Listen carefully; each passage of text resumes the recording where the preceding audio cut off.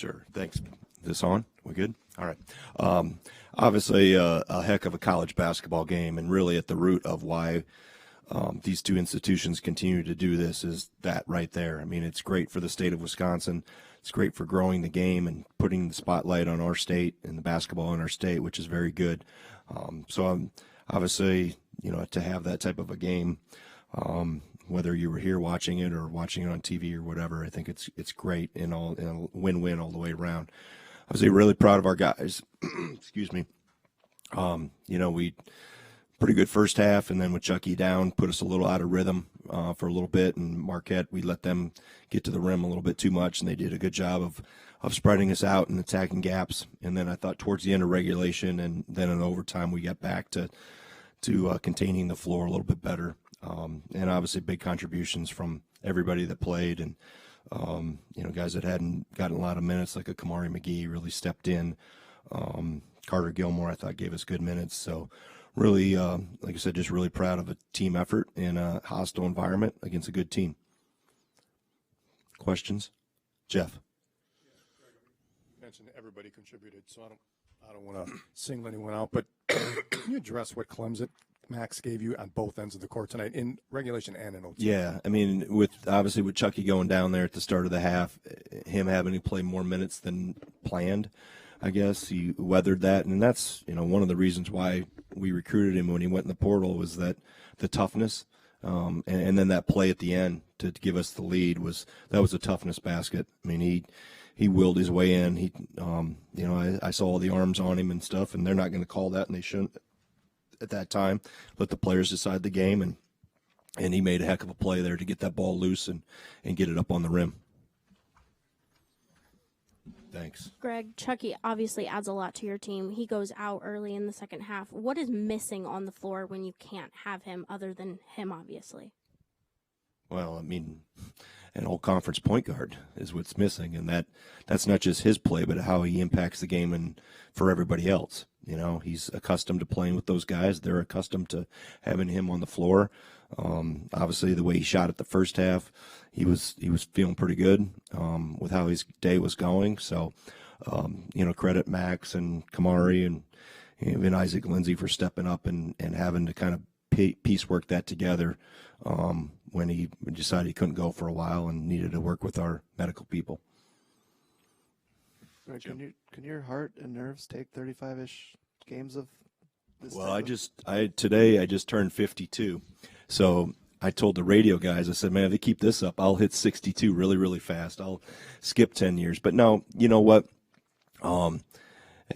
It's a competitive group. There's so much parity in college basketball. I think I've always said if you only tune into college basketball in March, you're missing 3-4 really good months. There's a lot of really good basketball played in November and December, and unfortunately, our sport doesn't do a good enough job of launching the season. That's a work in progress. We do a great job of finishing it with March Madness, but these type of games early in the season are terrific for college basketball, and it helps you, in these one possession games like this to prepare for what's coming, because obviously we're all getting ready for league play, and ours is obviously starting on Tuesday night. So, they're all learning experiences. You always want to have those, 2-3 possession games, whatever it is, go your way, but you can learn a lot as you go through them and what impacts, it's not only the last 2 or 3 possessions, it's the 40, 50, 60 that lead into that.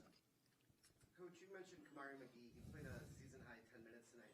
What have you seen from him in practice that maybe led to that, and what did you see from him today in those extended? Yeah, I just thought with what we were going to have to face defensively, his ability to attack and the floor was going to probably be open a little bit more because of their pressure, that I wanted some of his athleticism and ability to get downhill and make plays, and he's practiced better.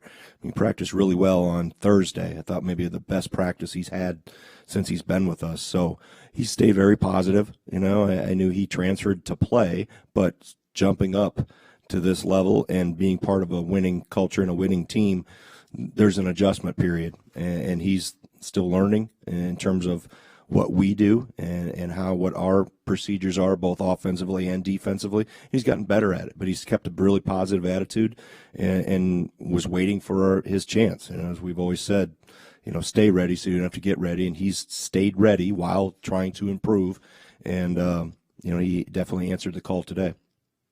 Greg, you had to defend 2 long inbounds passes, one with a 2-point lead, one with a 3-point lead.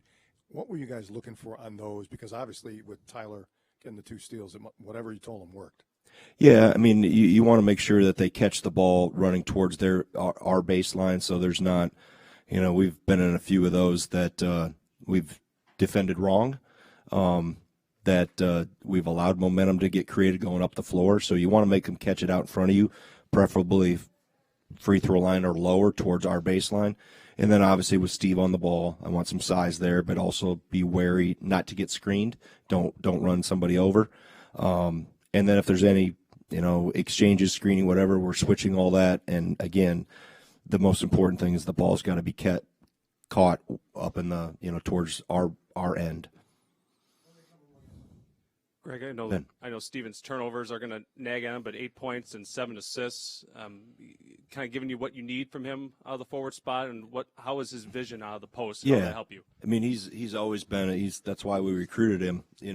His skill level is really high. He's really comfortable, even when he gets trapped, and we always want to play through the post. And when you have post players that are good passers and make good decisions and are unselfish, that helps, because it's a good playmaking position. Everybody thinks you throw the ball inside to score, but it's also a position of which to play out of. And in terms of some cutting, and when you get, like I said, a guy that's 7 feet and is a good passer and has a good feel for the game and doesn't get rattled when he does get a lot of attention or get trapped, that's a good offensive weapon.